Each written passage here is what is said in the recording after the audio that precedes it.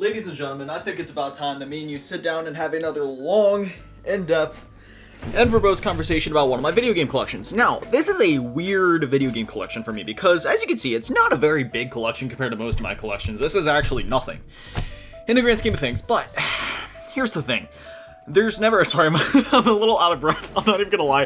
Okay, so before I started that intro right there, I grabbed all my games and I accidentally, knocked my fan over. It hit my subwoofer, the subwoofer got knocked back, I hit my bench, that thing, slid, it was a whole thing, I had to fix everything. But see, for me, when it comes to my video game collections, there's never a time where I decide, oh, okay, I'm just done collecting for a certain console now, right? I'm always collecting for every console. There's no rules, there's no regulations, it's just if I see a game, if I think about a game I want to buy, I just go buy it, and it's really that simple.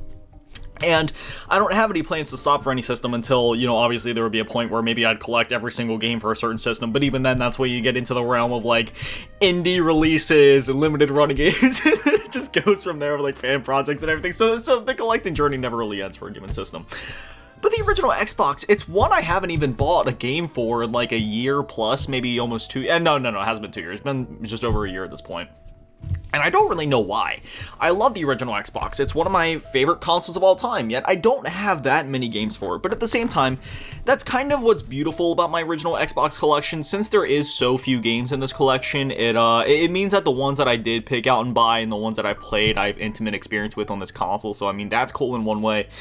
But again, it pisses me off. More games is better, so I'm definitely going to have to ramp things back up and get back to collecting. Because I have a whole list on my phone of, games I wanted to buy. Because I always, when I think of a game I want to buy, I keep it in, my notes app.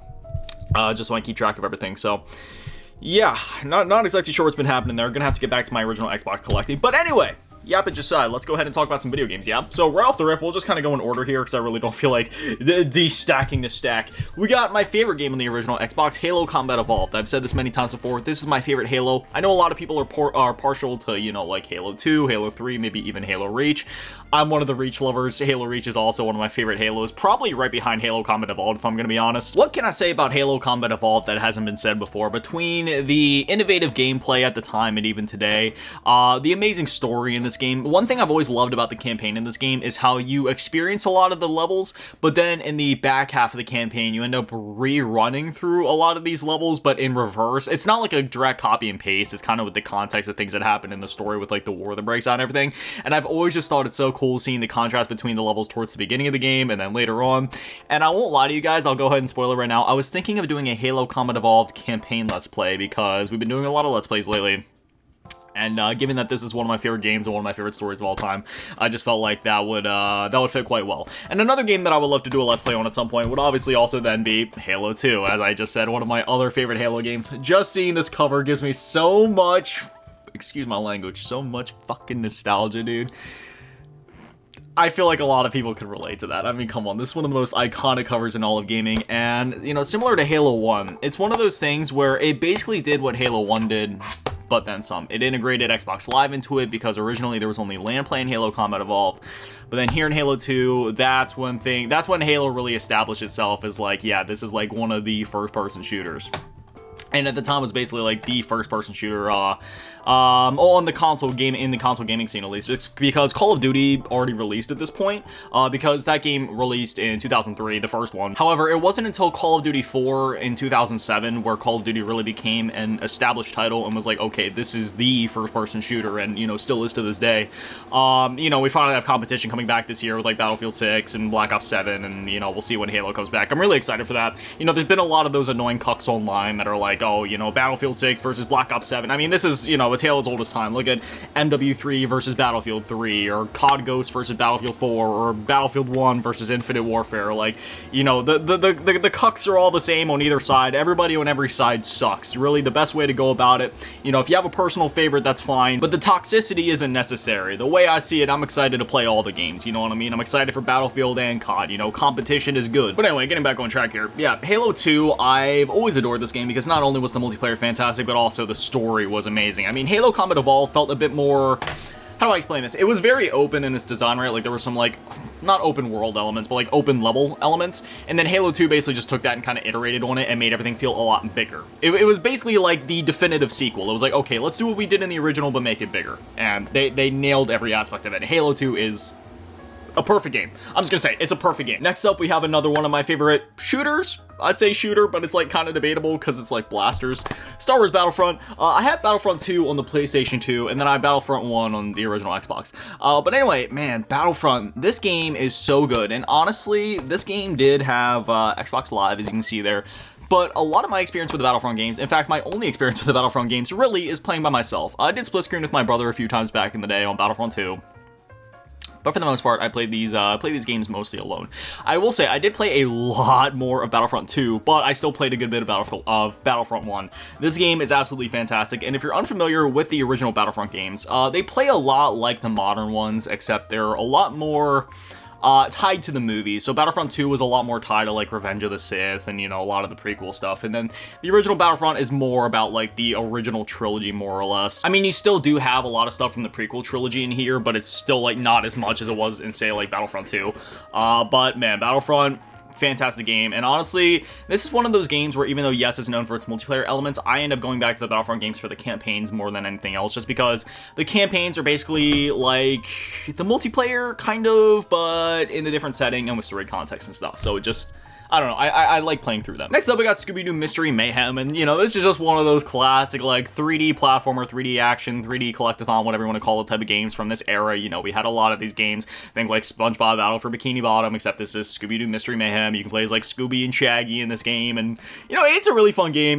You know, there's just I don't like for some of these licensed games in here, because there is a few in here. It's like I don't exactly know what to say, because like if you've played one of these games before, you know what you're getting yourself into. But it's a you know, it's just a very nice nostalgic trip down memory lane to go back and play a game like this, because obviously we don't see a whole lot of games like this nowadays. I mean, I feel like recently it kind of disappeared last generation, but this generation we've seen a slight resurgence in games like this. In fact, I have one from this generation that I can go grab. Give me one sec. In fact, I actually have a few. There's more than this, obviously. There's like other games out there, but I think like Cobra Kai, the Karate Kid Saga Continues, or the Grinch Christmas Adventures, right? Like, we're starting to see some of these kind of games come back, but yeah, it was definitely much more prevalent back then. And all the OGs know, all the best ones were published by THQ, or at least some of the most notable ones, just because like they were on top of their game back then. They were also behind like Saints Row and stuff like that. Love THQ. Every time I booted up a game and I saw THQ, I was like, oh man, it's about to be a damn good game. Next up, we got The Chronicles of Narnia, The Lion, the Witch, and the Wardrobe. This game is actually a lot of fun, and it's funny because I grew up on... Oh man, I'm about to expose a whole lot of Nathan lore right here. Okay, so I grew up on the Chronicles of Narnia movies, and that's not the funny part. Specifically the first two. There was this one, and then what was the second one? Prince Caspian, I think it was called. I think they have a game of that one. I still need to pick that up. I saw it on Xbox 360. I want to pick that up at some point. But, okay, so I used to love the movies, and in first grade, I had a girlfriend. Yeah, I know. Actually, oh my god, I was kind of a player back then. This is terrible. So I moved, this was at the time when my mom and dad got a divorce, right? And this would have been right after the divorce when I was living with my dad. I started going to the one elementary school near him, and yeah, man, I had two girlfriends while I was there, and there was like another one I almost ended.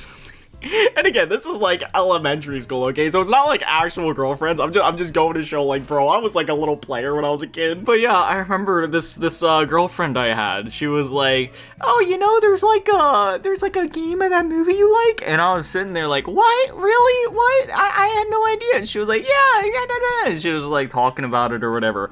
And I never got to play this game. I just heard about it, and I was like, what the, like, does this even exist? And then I found out literally like over a decade later, over a decade later, that yes, the game actually does exist. Picked it up on original Xbox, played it like 4 years ago, and now it's just kind of funny because every time I play this game now, I just think back to that back in like elementary school. It's like, oh man, I remember my girlfriend from like 15 years ago showed me this game. Anyway, back on track, Ultimate Spider-Man. This game kicks ass, dude. I remember the first time I heard about this game was, this was way back in the day at GameStop when they still sold PS2 games. And I was there with my dad. He was getting me a game for like my birthday or something, I think. And I had two options, Ultimate Spider-Man or Spider-Man 2. Those were the two I was deciding between, so I wanted a Spider-Man game. And I was like, oh man, I was looking at both of them, looking at the backs of the games, going back and forth. I ended up going with, hold up, I actually have my original copy, give me a sec. I ended up going with Spider-Man 2 right here. One of the best superhero games ever made, man. This game kicks so much ass. This game's awesome. But a number of years later, caught it. A number of years later, I did end up getting Ultimate Spider-Man as well, so now I have both the games that I couldn't decide between as a kid. Man, I love Spider-Man, so I gotta go back to this game at some point. I go back to it at least once a year. But yeah, Ultimate Spider-Man, I'm a little peed off because when the game first came, you can see there's like a tiny little like hole in the cover right there. Basically what happened was, there was a sticker on the side, and I tried using like a wipe to try scrubbing off some of the sticky sticker stuff, and that was a wipe plus paper. Yeah, that was a bad idea. But anyway, in this game, it's a lot like Spider-Man 2, where it's like an open world game. You're swinging around New York City. The game has a really cool Borderlands-esque, like, cel-shaded design. Obviously, this game came out way before Borderlands, but it has a really cool art style inside of it. You're able to play as both Spider-Man and Venom in the game, which is really cool because Venom controls really well, and, you know, it's really cool being able to go back and forth between those two characters. And this game is also published by Activision, like a lot of the other Spider-Man games of the day. Next up, we have a lot of games that we can just knock out really quick. So next up, we got the Prince of Persia trilogy for the original Xbox, those being The Sands of Time, Warrior Within, and The Two Thrones. These games are absolutely fantastic. If you have not played Prince of Persia before, I highly recommend it. Oh, I just noticed that. The first one's rated T, but the rest are rated M. That's a fun little fact I didn't know before. Anyway, yeah, the Prince of Persia games, they're basically like a precursor to Assassin's Creed, if I could really explain them in any way, but they're very unique to themselves. Like, you can see the DNA here that led to the Assassin's Creed games eventually, but they are still very much their own thing. There is also other Prince of Persia games, like on the Xbox 360 and PS3, etc. And we have had some more Prince of Persia games coming out recently, which is really cool, because I've been asking for a return to this series for years, and seeing it finally happen is really cool. We had the Rogue Prince of Persia actually just come out a little while ago, and then we also had Prince of Persia: The Lost Crown. What was it, like a 2-3 years ago, something ago like that, and that game was really good as well. I am waiting for like a full 3D return to Prince of Persia, because the aforementioned games that I mentioned were, you know, just more like 2D games. The Lost Crown is more like a Metroidvania, and then the Rogue Prince of Persia is more like a 2D roguelike. So it would be, or roguelite, whatever it is, roguelite, same difference. So given that we were able to get a return to form within the Assassin's Creed franchise for, you know, Assassin's Creed Mirage, I'm hoping that maybe the same thing can happen to Prince of Persia, where they go back to the roots and we get something like that, but we'll see. Next up, we got the Splinter Cell trilogy. So obviously, you know, Splinter Cell, Pandora Tomorrow, and then Chaos Theory. These are some of the best stealth games ever made, and I remember at the time, the lighting in this game was so mind-blowing, just seeing the way that the game looks. It's also funny because depending on what platform you play this on, I remember the PS2 version of this game was, I believe it was actually cut down, stripped back, or just a bit different in some ways compared to the original Xbox version, because this was also that time where depending on what platform you played a game on, sometimes it was completely different, sometimes it only has slight differences, or sometimes it was a completely different game in the case of like Spider-Man Web of Shadows, which is like one of my favorite opinions to point to. It's a 3D open world game on the Xbox 360, PS3, and then on like PS2 and PSP, it's like a 2D beat 'em up of sorts. We got some more Tom Clancy stuff to go through, so we'll just kind of, you know, rattle them all off. Got Tom Clancy's Rainbow Six 3. Not gonna lie, I do really miss these days of Rainbow Six. Like, don't get me wrong, Siege is cool and all, but I'm not much of a multiplayer guy, more of a single player guy. So it'd be cool to get another, like, single player based offering, because the only Rainbow Six games we've gotten are Siege and Extraction, which I don't know, I never really played too many extraction shooters. I mean, it doesn't help that I don't, you know, I'm a single player guy, so every time, like, I don't know, I'm getting to that point where every time I see, oh, there's another PvPvE game, or oh, there's another multiplayer shooter, I'm just like, eh. You know, it's like, I'm happy for the people that enjoy these multiplayer games. We have so many multiplayer games now, we have so many live service games. I just want more single player games. Give me more Stellar Blades, give me more Final Fantasy, give me more, I don't know. I know it's hypocritical, kind of, in a way, because I'm always, like, so hyped for, like, the next Call of Duty or, like, the next Battlefield or something. But those are different. They're both solo and multiplayer games, depending on how you want to play them. And then we also got the Ghost Recon games, Ghost Recon and Ghost Recon 2. Again, just fantastic games. Next up, we have another one of those, like, 3D licensed games from the era, that being The Hobbit. You know, this is another one that I haven't heard a whole lot of people talk about, but it is, like, a really fun and charming little game. It doesn't go for a whole lot. I got this game for, like, $3 at, like, a retro game store or something like that, so it was very cheap, but, you know, it's a fun little game. Next up, we have a cool double pack that I'm sure everybody with an original Xbox has seen at least once, that being Star Wars: The Clone Wars and Tetris Worlds. Like, you know, this is one of the most popular dual packs that I see for the original Xbox. I constantly see it at retro game stores and whatnot. And yeah, it's a really cool collection of games. Star Wars: The Clone Wars obviously being based heavily on, like, Attack of the Clones, and then Tetris Worlds being a Tetris game on the original Xbox. Both games are a lot of fun. Next up, we got EA Sports NASCAR Chase for the Cup 2005. This game's pretty cool. I only played it like a handful of times. I remember like the one time I played it, I was just like showing the game to my brother because we were like testing to see if, because I had 2 original Xboxes at one point and I wanted him to have one because like the original Xbox is awesome. So we were testing it to make sure the disc tray was working just fine, and it did. And then yeah, that was that. Then I gave him the second original Xbox I had. So yeah, that's most of the experience that I have with this game. It was fun from what I played though. Next up, we got American Chopper 2 Full Throttle. Yeah, this is like a licensed game. I'm pretty sure I think it was like a TV show or something. I don't know. It's like a motorcycle game. Not gonna lie, I don't have a lot of experience with this one. And then we got 6 bangers, just like six bangers to wrap this thing up here. So we got Medal of Honor Frontline. I missed the Medal of Honor series so much. The last one we got would have been what, Warfighter on like PS3 and Xbox 360. It's a shame that they didn't continue this, but again, since it was published by EA, you know, I'm assuming that all the resources that would have went into Medal of Honor just ended up going into Battlefield, which we'll actually be talking about here in a minute. That being said, I always really enjoyed Medal of Honor, and I feel like it could still have a place in today's market. Like, you know, by the time Medal of Honor, the reboot, and Warfighter came out, it was definitely going in much more of like the modern era direction, whereas a lot of the original Medal of Honor games were all about, you know, like World War II and stuff like that. So I don't know. I feel like in today's market, if they go the World War II route, there could be a market for it. At the same time though, they are already like rolling along with Battlefield, and Battlefield already has done a lot of like World War I, World War II stuff in recent years, so, you know, who knows. But anyway, we also then next have Metal Gear Solid 2 Substance. Me personally, I always gravitated towards the PlayStation version of this game. If I also remember correctly, this was the version of the game where it's like the controls were fine on this game, but it definitely worked a bit better with like the PlayStation 2 controller, if I remember correctly. I forget what the thing was exactly, but I just remember hearing something about that, where like for some reason some of the controls were kind of hard to work around and made some parts of the game genuinely a lot harder.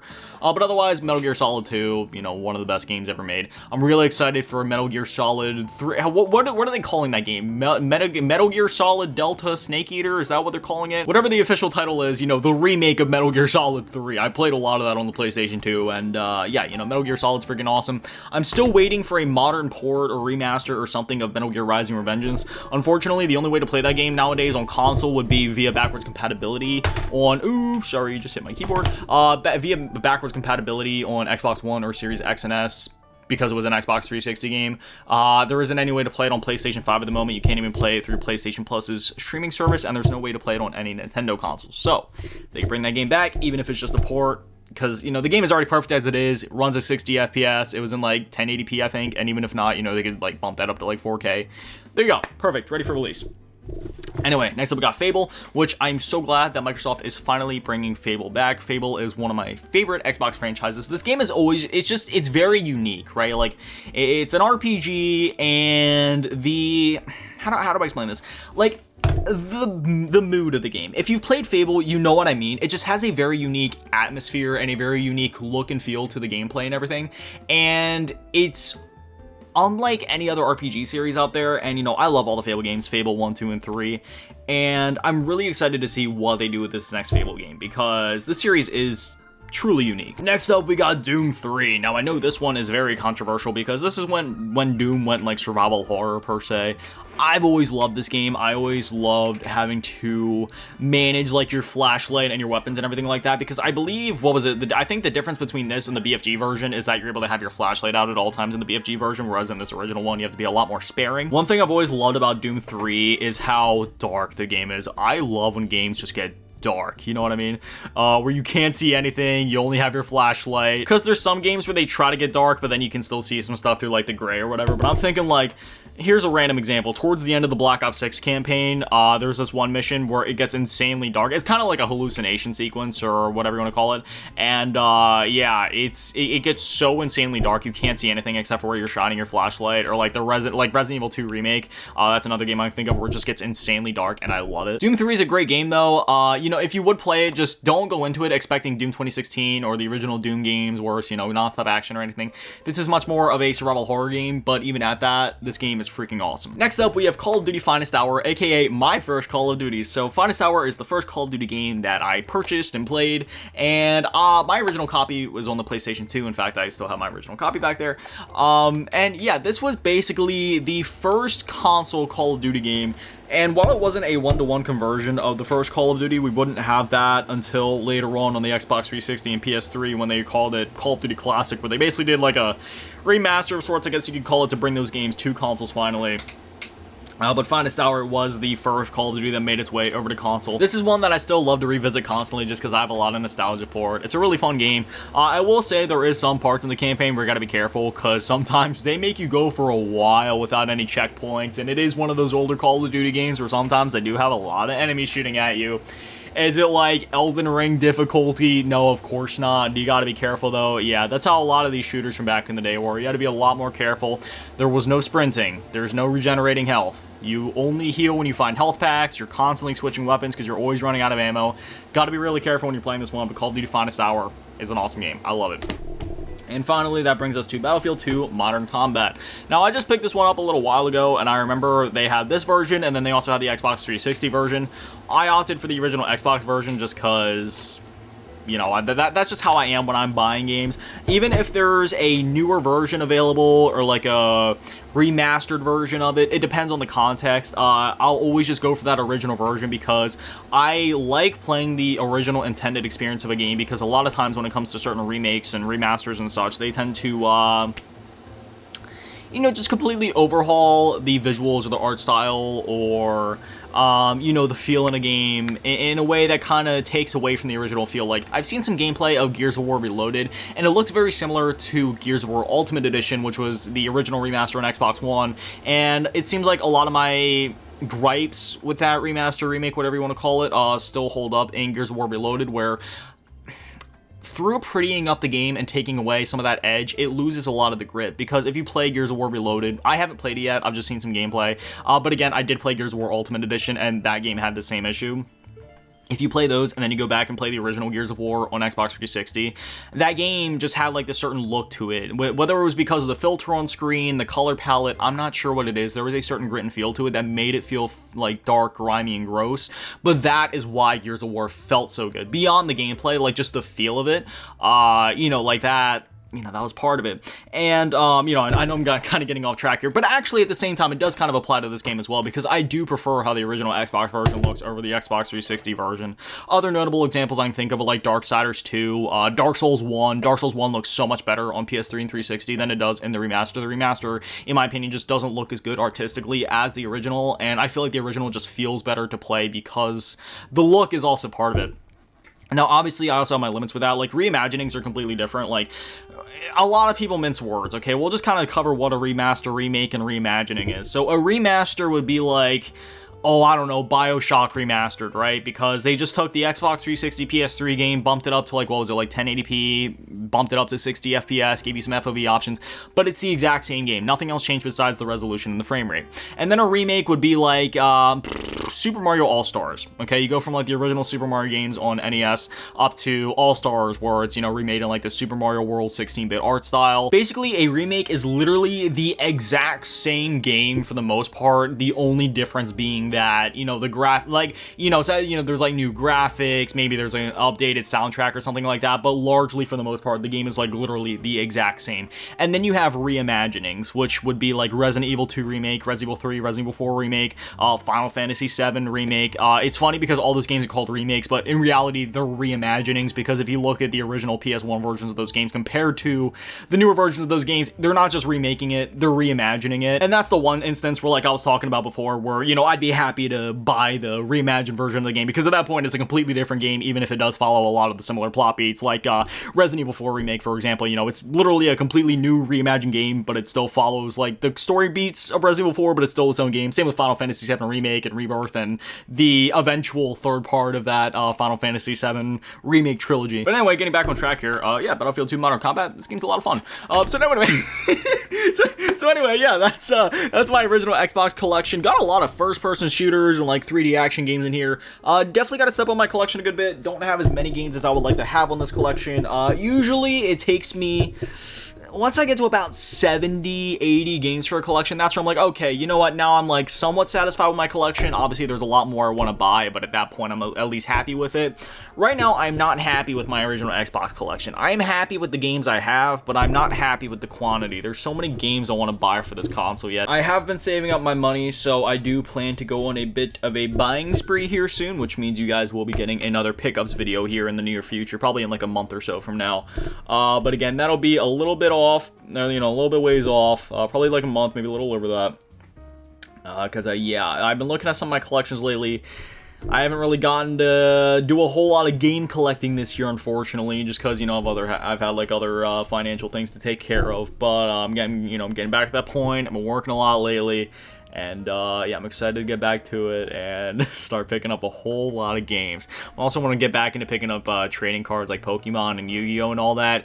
It's been a while since I've gotten to buy any of those, but I want to start buying those again, and Legos as well. You know, Legos are one of my main things, and I found a lot of sets I want to get. And you already know, as I pick this stuff up, I'll show it off and, like, pick out videos and whatnot. So, yeah, I'm really excited for all of that. But anyway, as always, a massive shout out to all the Patreons and channel members who can only win the low ball tier, and an even bigger shout out to the big ball tier, Lasting, and Manny, and the biggest shout out to the G tier, which on the Cheese Girl. Thank you guys so much, guys, for the Little Legends. I love you. Have an amazing day, stay beautiful. I love you all. Peace.